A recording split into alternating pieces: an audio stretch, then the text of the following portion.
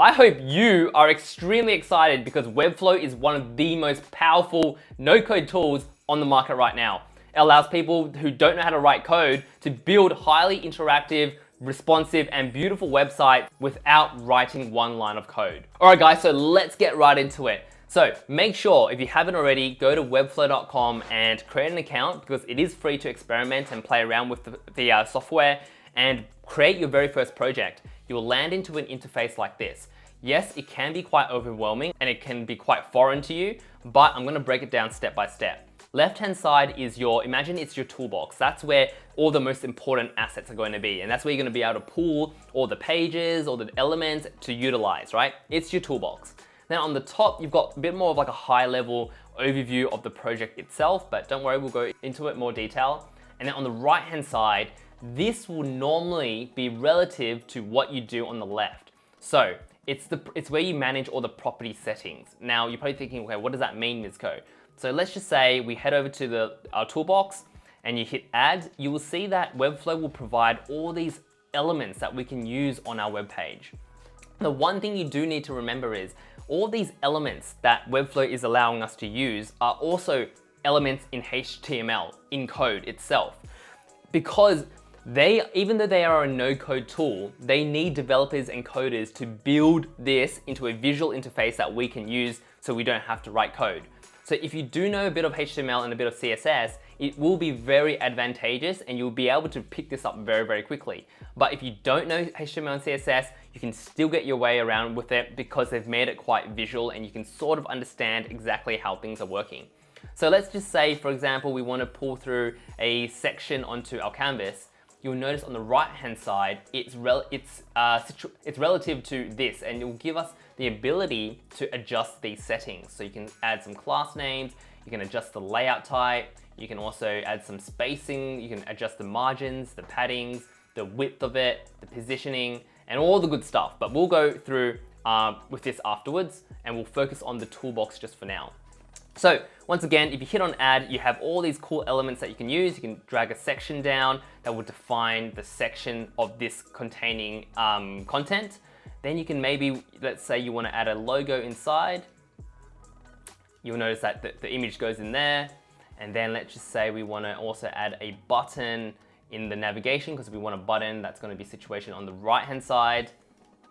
And then let's say we also want to maybe add a link in here. So you can literally just drag and drop elements onto a page to start building out the page. But yes, there is a little bit more work and it's not as simple as just drag and dropping because you will need to customize this and style this so it sits on the right hand side and you need to control all this. But you don't need to write code because you can adjust it all on the right hand side panel. Now, the great thing about this is, yes, it can be overwhelming when you're dragging stuff on and you're trying to figure out, okay, how do I stylize it? But you can also utilize the layout section that Webflow has already created predefined layouts for you. So you don't have to go and build things from scratch. You can use this as a starting point. So let's say you want a sticky nav and then you want some content underneath, which is what most websites are going to be like. I'm just going to delete this. And let's say you want some content as well. You've already got a website. Damn, that's pretty much it. Like, job done. You can start selling this for $10,000. If you appreciate this, make sure to smash that like button and subscribe because Mizco's made your life so much easier already. Now, I guess this is a starting point now. But the great thing about this is, if you've already dragged these layouts down, you can start to head over to your navigator, which is the third icon, and you can start to reverse engineer what they have done to learn about how you should start to create your websites. So you don't have to learn from scratch. You don't have to build from scratch. You can utilize what they've done and some of the best practices that they've used and start to use that in your own projects as well. So we'll go through that in detail afterwards. But once again, you can add all your elements in here. You can drag and drop whatever you want, play around with it. Then you have the layouts and you can use this for a real project. You can use this as a learning tool. Use it however you want. Then you also have symbols. Symbols are great if you have some reusable components that you don't want to be editing and modifying on every single page because a website might have 50 pages and you don't want to edit every single header, right? Let's say you want to add a new link to this header.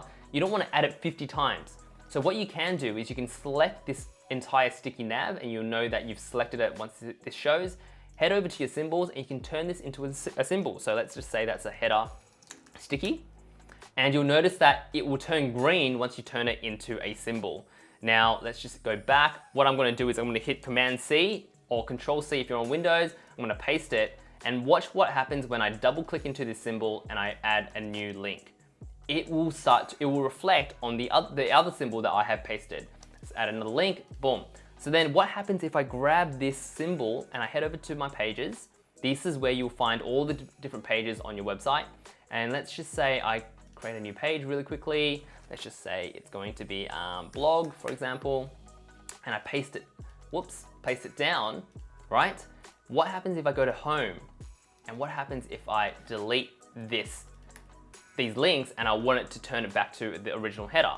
Now, if I head back to blog, it's reflecting it. So this will save you a lot of time. So symbols are great if you have reusable components for your website.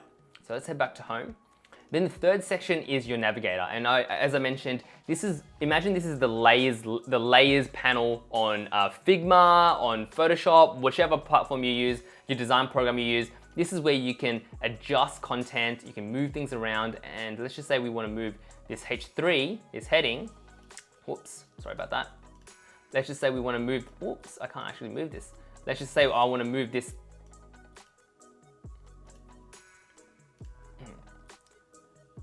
So imagine this is the layers panel in Photoshop, Figma, Sketch, or whatever design platform you use. So you can actually move things around. So let's say I want to duplicate this content area, and let's say I also want to add an image, just so to make this a little bit more obvious.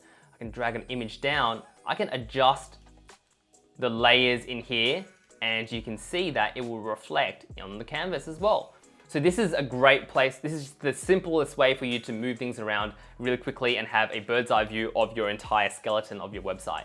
Now, a quick tip is I normally like to pin this to the navigator, because then when I'm going in and I'm changing some elements, I like to see it reflected here, because sometimes I find it, if I'm changing something really quickly, I have to click this open again and then move it. So I like to click on this icon here and it will stick to the panel, and I can do all the changes and it's always visible. That's just something that I like doing when I'm building in Webflow. The fourth icon is your pages. Your pages is something very standard, very simple. You manage all your pages here. Now, there are two key things that you can do. You can create a folder, right? So creating a folder will pretty much be your domain / Word, the folder name / whatever pages.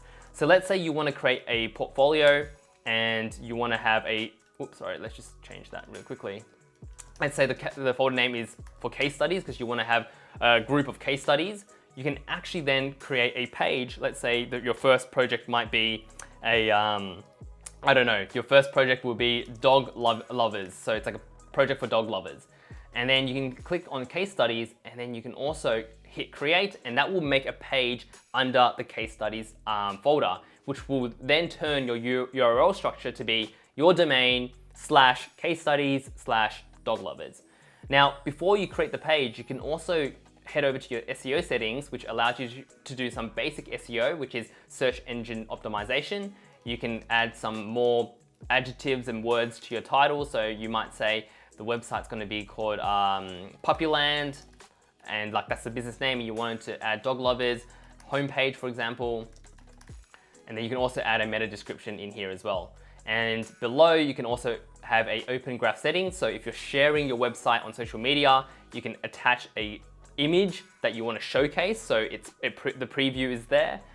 And then pretty much all the other settings are down here. And then you can also add some custom code if you want to add some JavaScript or some analytics or whatever it might be. You can add it all in here.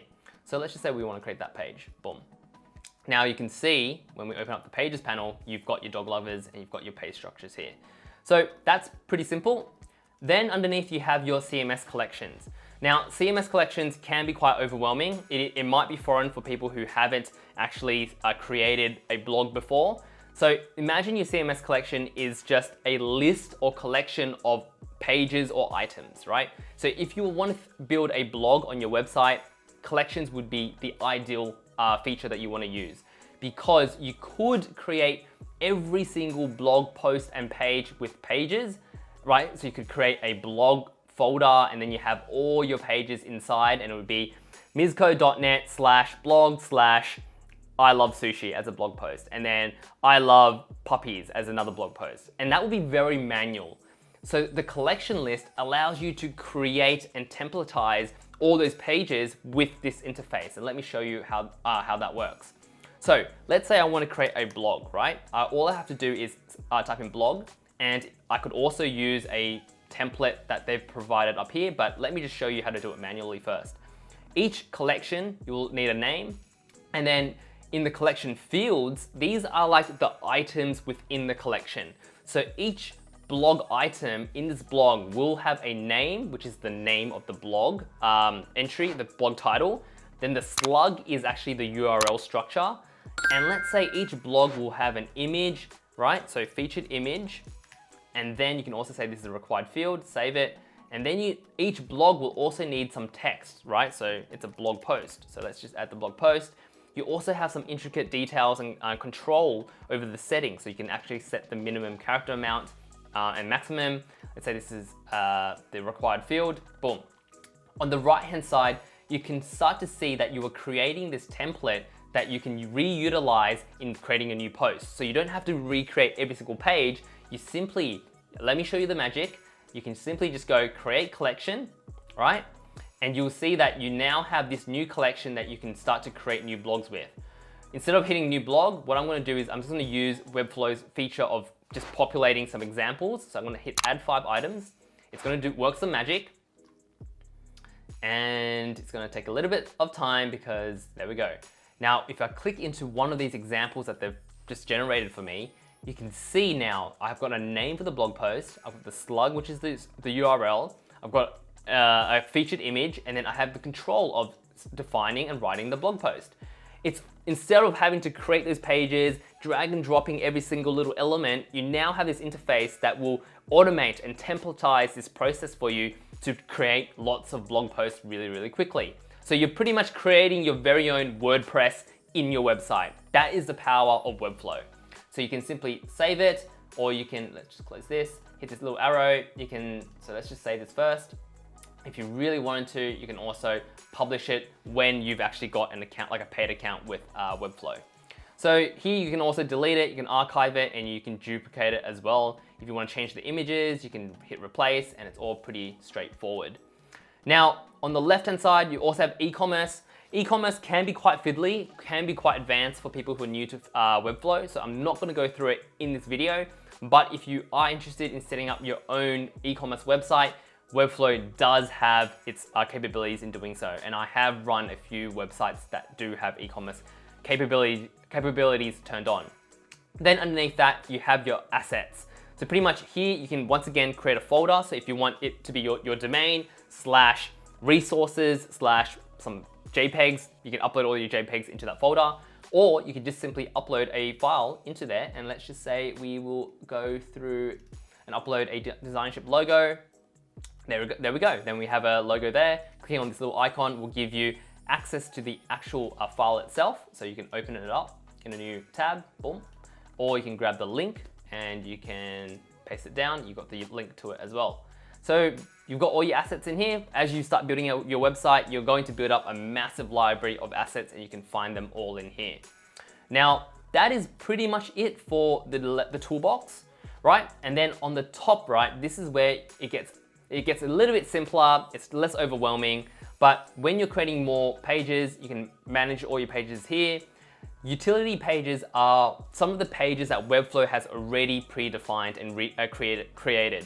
So if you are setting a page, let's just say we want to set the home page settings, you can, for example, turn on password protection, right? Obviously, you need to I need to upgrade my account to enable this feature, but when you turn that on, you're probably thinking, okay, well, what happens when I go to that page? They're gonna ask for a password. So you can find these utility type pages and templates right there. So then this is the page that people would land on when you've got a password protected website, page. Then you can obviously, from here, you can obviously style it. You can click on this icon, you can make it smaller. So let's just say we want it 50 pixels. Maybe you want to make the body here, let's say you've got a dark website, you can make it dark. You can really customize it for this specific page.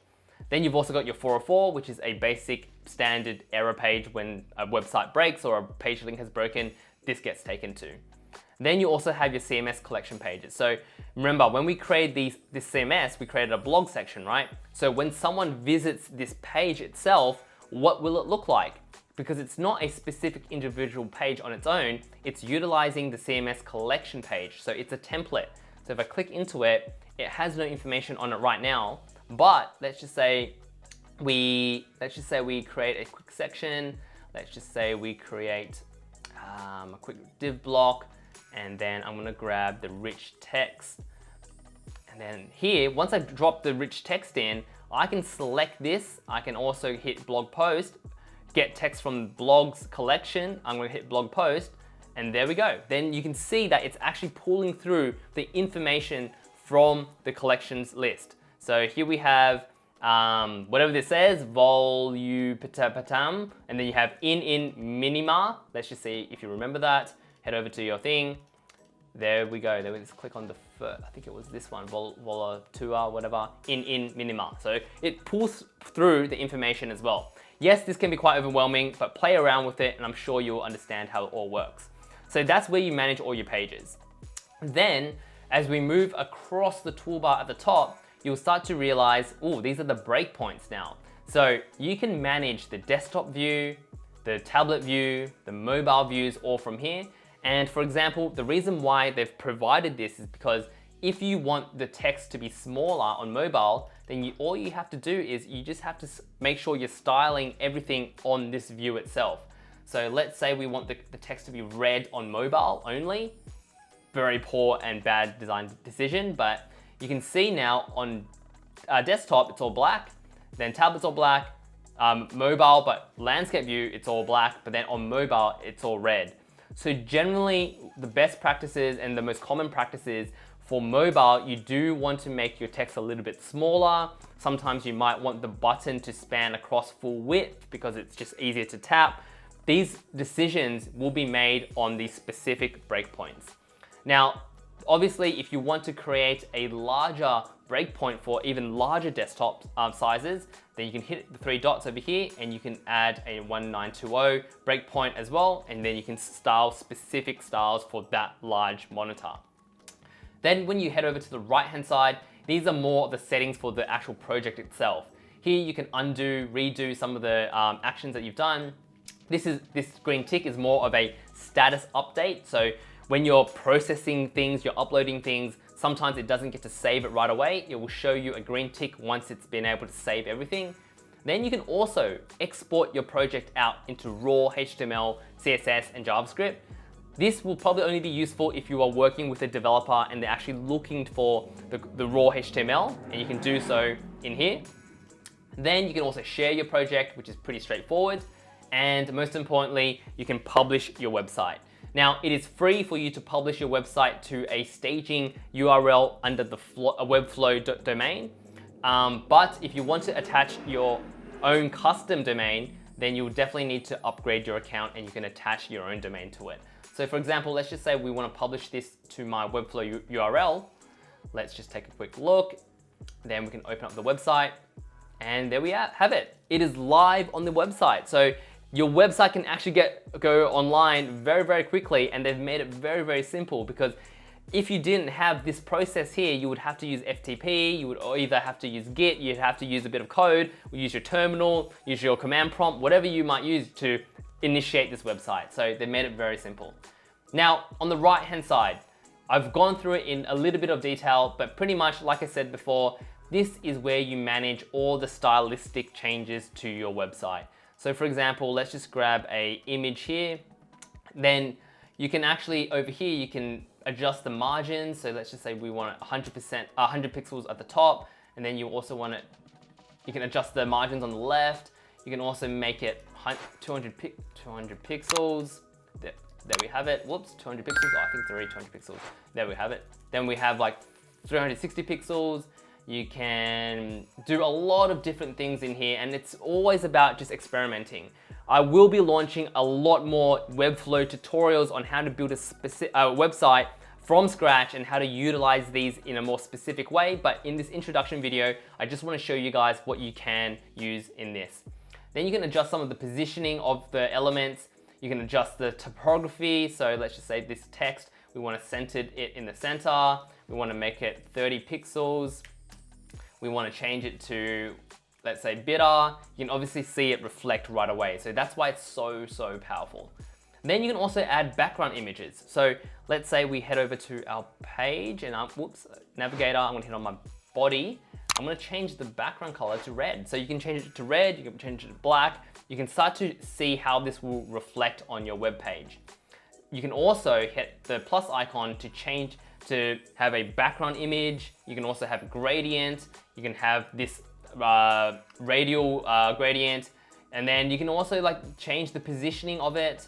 You can also change the positioning of the gradient as well, the strength of it. You can do a lot of cool stuff, and I think most importantly, when you're first starting out with Webflow, is to just jump in and just have a play around with it, because that's how you are going to learn. Now let's just remove this, and cool. So then what else can you do? You can also do borders. You can make images or whatever items. You can add border radiuses. You can also customize it so you can make the bottom left corner 100 pixels as well, so you have control over such very specific elements. You have the borders as well, so if you want to add a border to this image, you hit the solid border. You can make this 10 and you can make this red so you can see it. There we have it. Then you have a border on the image. And then underneath that, you also have your effects settings. So obviously you can select your image, you can reduce the opacity of the image, you can add shadows. There's a lot of good stuff in here that you should definitely play around with. But you can also make things 2D, 3D in terms of perspective. You can add transitions. It's really powerful. And I think most importantly, once again, is to just jump in and have a play around with it. And when you click on the cog, which is the element settings, now here you can adjust some of the collection settings and also being able to add IDs to specific elements. Now, as you can see here, this is where it gets a little bit more advanced, and we're not gonna go too deep into it because it will be a video on its own. But if you are using a collection list, you can actually use here, this panel, to be able to pull through specific details from your collection to dynamically put content and styles on a specific page. Don't worry about this because we will be going through this in another video. It's a little bit too advanced for an introduction. Then here you also have your style manager. This is where you will see all the styles and all the class names and selectors that you have used throughout your project. So let's head over here. As you can see, with this rich text block that we've dragged and dropped, there is a selector called rich text block over here. Now, you will notice that you will be able to find this class name also in here. So this is where it will manage and show you all the classes that you have used. Now you can also clean up these classes if you created a new class, but you also haven't actually utilized it to keep things clean. So you can also remove it and it will clean up all the classes that you've used. Then the last panel is the interactions panel. This is where you can create very interactive and nice interactions and animations on your website. And this is a very exciting part of Webflow because I think a lot of people find it very difficult to create transitions with code, and Webflow has made it extremely simple. So that is Webflow in a nutshell. I will definitely be releasing a lot of new and sort of specific tutorials on how to build a Webflow website from scratch. And hopefully you found this video useful because yes, Webflow is a very powerful tool and there is a lot to cover. And hopefully I was able to give you a glimpse into the power of Webflow and where some of the specific tools and things that you can look for are. And hopefully you are looking forward to some of the tutorials that I'll be releasing. Wow, you've made it this far. If you want to support me and you want to support this channel, I do run a paid mastermind group where I bring together designers, software engineers, and anyone that's ambitious and want to really achieve and be successful in life. We all come into the Slack channel, we all talk about business, we talk about design, we talk about growth, and ultimately I bring everyone together in a live Q&A on a Zoom call where we can all ask questions and we all learn from each other. So if you want to check it out, I've left a link in the description below. It's called the Mizco X group. It's Mizco exclusive, and there will also be a link at the end of this video. So if you want to support, feel free to. If you don't, it's all good. I will see you in another video very soon.